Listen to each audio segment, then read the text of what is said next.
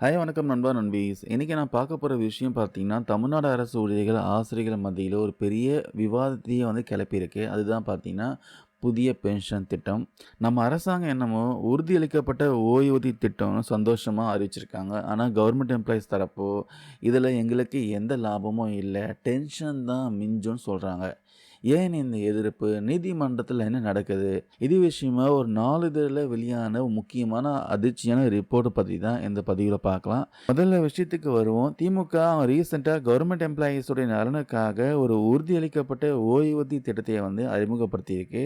ஆனா இத பங்களிப்பு ஓய்வூதிய இயக்கமாகட்டும், தமிழ்நாடு அரசு ஊழியர் சங்கமாகட்டும், இது மாரி பல சங்கங்கள் பார்த்தீங்கன்னா கடுமையா எதிர்க்கிறாங்க.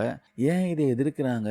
சிபிஎஸ் ஒழிப்பு இயக்கத்துடைய மாநில ஒருங்கிணைப்பாளர் என்ன சொல்றாங்கன்னா, இப்போ நடைமுறையில இருக்கிற ஒன்றிய அரசுடைய பங்களிப்பு ஓய்வூதிய திட்டத்துக்கும், இப்போ முதலமைச்சர் அறிவிச்சிருக்க திட்டத்துக்கும் பெரிய வித்தியாசம் எதுவுமே இல்ல.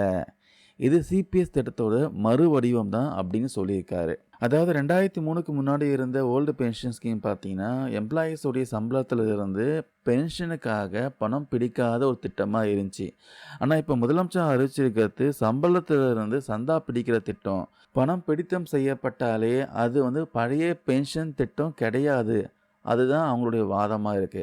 இதனால ஊழியர்களுக்கு எந்த நன்மையும் இல்லன்ட்டு அவங்க அடிச்சு சொல்றாங்க. அடுத்ததா இன்னொரு முக்கியமான சந்தேகத்தையும் அவங்க எழுப்புறாங்க.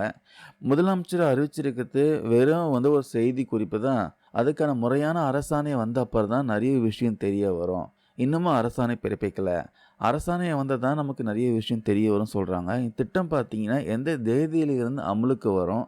அறிவிச்ச நாள்லேருந்து வருமா? இல்ல 2003லேருந்து வருமா? பழைய சிபிஎஸ் திட்டம் ரத்து செய்வாங்களா? அதில போட்ட பணம் என்ன ஆகும்? இது மாரி பல கேள்விகளுக்கு பார்த்தீங்கன்னா, இந்த செய்தி குறிப்பில பதில் இல்லவே இல்ல. பதில் இல்லாததால ஊழியர்கள் மத்தியில பார்த்தீங்கன்னா, பெரிய சந்தேகம் போயிட்டுருக்கு. குறிப்பா தேர்தல் வரதுனால, ஓட்டுக்காக இப்படி ஒரு அறிவிப்பை வெளியிட்டாங்களா? அப்படின்னு சந்தேகம் கிளப்புறாங்க. ஸோ, அதில டவுட்டே கிடையாது. ஓட்டுக்காக தான் இந்த மாரி ஒரு அறிவிப்பு வந்திருக்கு. 2021 தேர்தல்ல திமுக என்ன வாக்குறுதி கொடுத்ததுன்னா, நாங்க ஆட்சிக்கு வந்தா நியூ பென்ஷன் ஸ்கீம் கேன்சல் பண்ணிட்டு ஓல்டு பென்ஷன் ஸ்கீம் அமல்படுத்துவோம் சொன்னாங்க. அத தான் நிறைவேத்தி ஆகணும். பென்ஷன் என்பது சலுகை இல்ல, அது உரிமை அப்படின்னு ஸ்ட்ராங்கா சொல்றாங்க. இப்ப அறிவிச்ச திட்டத்துல இருக்கிற ஒரு பெரிய ஆபத்த அவர் எக்ஸ்பிளைன் பண்ணியிருக்காரு. பொதுவா ஒரு அரசு ஊழியர் ரிட்டயர்மென்ட் ஆகும்போது, அவங்க பிள்ளைகளோட திருமணம், வீடு கட்டுறது இது மாரி நெறைய கடமை இருக்கும். அதுக்கு அவங்க சர்வீஸ் காலத்துல கட்டின அந்த பங்களிப்பு தொகை, கார்ப்பரேட் ஃபண்ட் மொத்தமா திரும்ப கிடைக்கணும். ஆனா அரசு இப்ப அறிவிச்சிருக்க இந்த புதிய திட்டத்துல அந்த பங்களிப்பு தொகை திரும்ப தரப்பட மாட்டு அப்படின்னு எந்த ஒரு இன்ஃபர்மேஷனும், எந்த ஒரு உறுதியும் இல்ல. அதுக்கு பதிலா பணிக்கொடை கிராஜுவிட்டி தரோன்னு சொல்றாங்க. ஆனா, கடந்த 23 வருஷமா எல்லா கவர்மெண்ட் எம்ப்ளாயீஸ்க்கும் பணிக்கொடையே வழங்கப்படாம வஞ்சிக்கப்பட்டிருக்காங்க. பென்ஷன் சட்டம் வேற, பணிக்கொடை சட்டம் வேற. இது அரசாங்கம் பார்த்தீங்கன்னா, ரொம்பவே குழப்புதுன்னு சொல்றாங்க. ஸோ, இப்ப இந்த விஷயம் பார்த்தீங்கன்னா, கோர்ட் படி ஏறி இருக்கு. மதுரை உயர்நீதிமன்ற கிளையில ஒரு வழக்கு தொடர்ந்திருக்காங்க. ஓல்டு பென்ஷன் ஸ்கீம வலியுறுத்தி போராட வழக்கு தொடர்ந்திருக்காங்க. இந்த வழக்கு பார்த்தீங்கன்னா, நீதிபதிகளுக்கு முன்னாடி விசாரணைக்கு வந்திருக்கு. அப்போ தமிழ்நாடு அரசு தரப்புல என்ன சொல்றாங்கன்னா, ஒரு முக்கியமான தகவல் சொல்லியிருக்காங்க. அதாவது புதிய ஓய்வூதிய திட்டத்துக்கான அரசாணை இன்னும் 10 டேஸ்க்குள்ள 21ஆம் தேதிக்குள்ள வெளியாகும்னு சொல்லியிருக்காங்க. அதனால நீதிபதிகள் பார்த்தீங்கன்னா, இந்த வழக்க ஜனவரி 21ஆம் தேதிக்கு ஒத்தி வச்சிருக்காங்க. மத்திய அரசு ரீசென்ட்டா ஒருங்கிணைந்த ஓய்வூதிய திட்டம் அப்படின்னு ஒண்ணு கொண்டு வந்தாங்க. அதுலயும் பார்த்தீங்கன்னா 10% பிடித்தம் உண்டு. இப்ப தமிழ்நாடு அரசு கொண்டு வந்திருக்க திட்டத்திலயும் பார்த்தீங்கன்னா, கிட்டத்தட்ட அதே மாடல் தான். எம்ப்ளாயீஸோட எதிர்பார்ப்பு என்னன்னா, எங்க சம்பளத்துல கை வைக்காதீங்க. பிடித்தம் இல்லாம கடைசி சம்பளத்துல 50% பார்த்தீங்கன்னா பென்ஷன் குடுங்க. அதுதான் பார்த்தீங்கன்னா ஓல்டு பென்ஷன் ஸ்கீம்.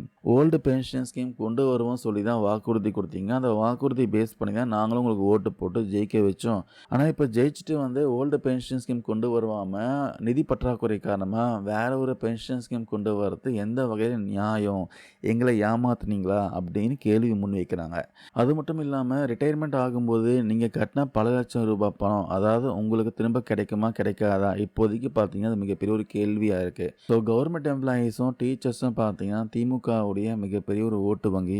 அவங்க சந்தேகத்துக்கு இடமில்லாம முழுசா திருப்தி அடைகிற மாரியும் இந்த திட்டத்தை நிறைவேற்றினா மட்டும் தான் தேர்தல் காலத்துல அது பலனளிக்கும். இல்லன்னா கண்டிப்பா டென்ஷன் தான் தொடரும். அது மட்டும் இல்லாம எலக்ஷன்ல இதுக்கான இம்பேக்ட் கண்டிப்பா இருக்கும். இந்த புதிய திட்டம் பத்தி நீங்க என்ன நினைக்கிறீங்க?